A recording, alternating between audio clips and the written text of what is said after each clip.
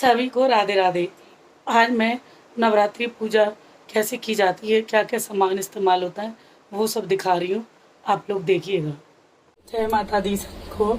माता रानी के नवरात्रे आ रहे हैं, तो अब उनमें हमें कैसे कलश स्थापना करनी है और क्या क्या करना है मैं आपको बता दूँ। ये माता जी की तस्वीर है, ये इस पे कलश, इस पे हम चावल का थोड़ा सा ढेर रखेंगे।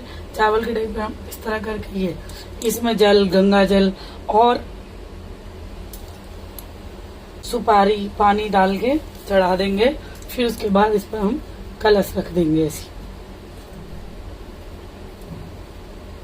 कलश रखने के बाद में ये माता की चुन्नी है, तो ये बाद में उसी दिन चढ़ाऊंगी, तो आप लोगों को दिखाती हूँ। ये पंचमेव का भोग लगाएंगे माता को। और ये श्रृंगार का सामान है, पैकेट वाला नहीं कर लगाती मैं कभी भी, वो ना तो हमारे यूज होता है ना ही माता रानी को। जब हम अच्छा चढ़ाते हैं तो हम लगाते हैं, तो माता को भी हमें अच्छा ही लगाना चाहिए। और ये कलावा है, ये दुर्गा सप्तशती की किताब है, इसमें पाठ पढ़े जाते हैं माता रानी के। ये लड्डुओं का भोग लगा देंगे।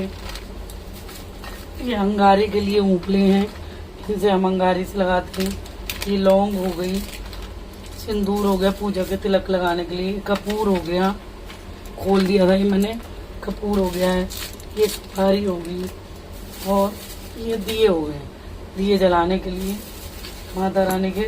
और अखंड जोत लगाते हैं, तो अखंड जोत भी रखते हैं। चौकी छोटी पड़ जाती है तो कई बार नहीं लगा पाते हैं।